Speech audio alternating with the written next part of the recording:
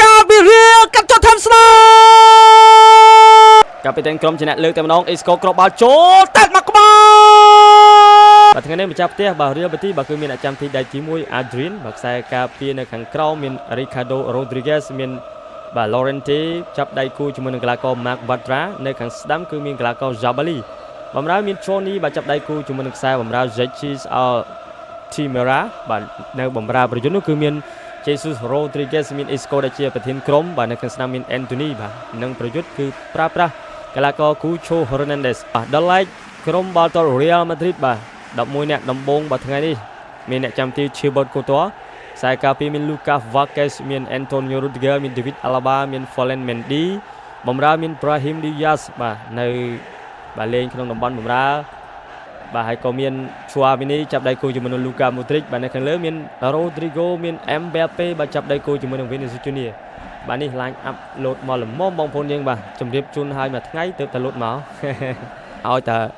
មានអ្នកយកចិត្តទុកដាក់បងប្អូនយើងគ្រប់ត្រអាកាប៊ីរៀលកាត់ចុះធ្វើស្នាម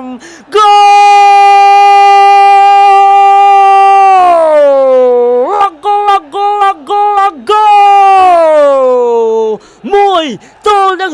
0សិតបញ្ចូលទីដោយ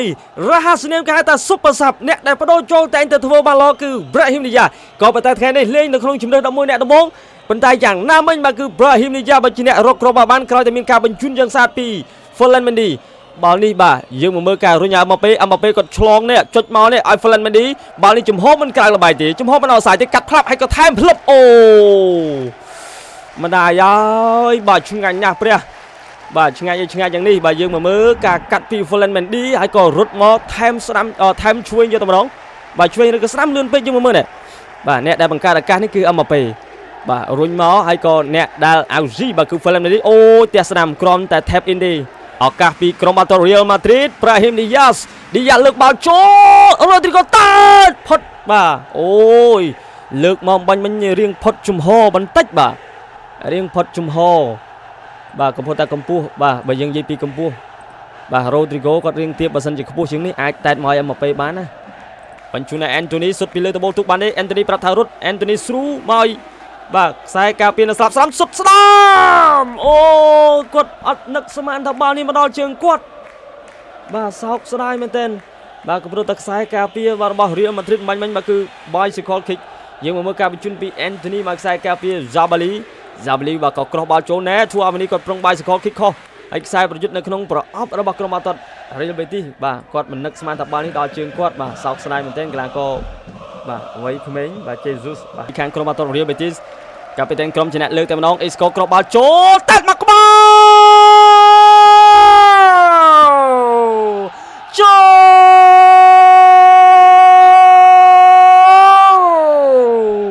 មួយទល់នឹង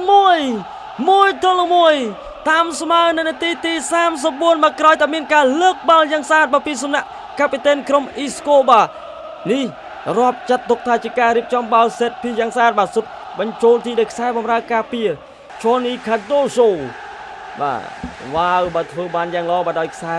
បំរើការពារបាទសញ្ជាតិអាមេរិក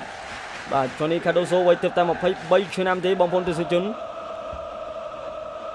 បាទយើងមកមើលការតែតនេះបាទអ្នកចាំទីបាទរៀងស្លាំងកាំងដែរបាល់គៀកពេកបាទយើងមកតែតផ្លាប់អូយបាទគាត់ផ្ទះដែរបាទផ្ទះមិនចេញទេបាល់នេះគៀកហើយក៏គៀកលឿនក៏លឿនបាទមានគ្រាប់បាល់តាមស្មើបាទ1ទល់នឹង1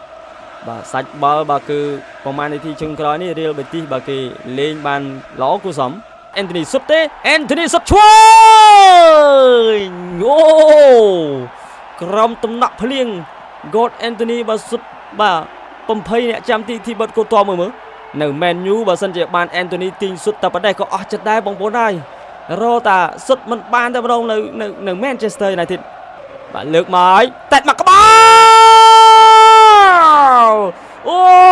ប៊ីតែនឹងមានគ្រាប់បាល់ទី2កាលឡើងពីខាងក្រុមម្ចាស់ផ្ទះ Real Betis បាទស្ថានភាពនៅទីលានភ្លៀងបាល់ក៏រអិលបាទយើងមកមើលការតែតពី Cardoso ដដែលបាទឡងពីខ្សែការពារមកប៊ីតែនឹងដាច់ចង្កេះអ្នកចាំទី Thibaut Courtois Jesus Rodriguez ឡើងឆ្វេងអ្នកចាំទីចេញមកខ្សែការពារសេវអូ បាល់នេះ penalty ហើយជូនកាត់លឿងទៀតបាទឲ្យ Antonio Rudiger បាទខ្សែការពារប្រឹងកុំឲ្យមានគ្រាប់បាល់ទៅសេវទៅជួយបាទទៅពិតទៅពាំងបាទដល់កហើយមានរឿងត្រូវនិយាយគ្នាហើយបាទបាល់នេះ penalty គ្មាននរណាក្រៅទៅពី Isco ទេបាទយើងមកមើលបាទ Jesus Rodriguez គាត់ទាញបាល់ដូចភ័យបាទដូចស្រួលដែរបាទគាត់ទៅក្លៀមមកកັບទាញចូលក្នុងបាល់ផ្លឹបបាល់នេះបាទគឺគាត់សម្រេចចិត្តត្រូវបាទព្រោះគាត់ទាញមកបានចំណេញសុទ្ធបាទហើយបើអត់បានសុទ្ធបានបាល់ចំណេញ penalty ប៉ុន្តែបើគាត់ឲ្យ Anthony គឺកាន់តែល្អទៀតបាទវ័យទើបតែ19ឆ្នាំទេបាទ Jesus Rodriguez Isco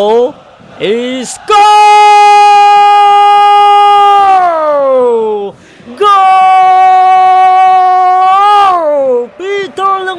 1 Isco គ្រាប់បាល់ទី1 Isco ជាអ្នកអាស៊ីឲ្យមិត្តរួមក្រុមតែតបញ្ចូលទីគ្រាប់បាល់ទី2 Isco ខ្លួនឯងជាអ្នកសុទ្ធបាល់ penalty ជួយ Real Betis នាំមក2-1ទៅលើក្រុមបាល់ទាត់ Real Madrid នៅនាទីទី53នៅក្នុងតង់ទី2បាទអ្នកចាំទីបាទទីពិតគូទ័រក៏ហាក់ត្រូវដែរតែបាល់នេះល្អពេកកាច់ទៅអស់តែម្ដង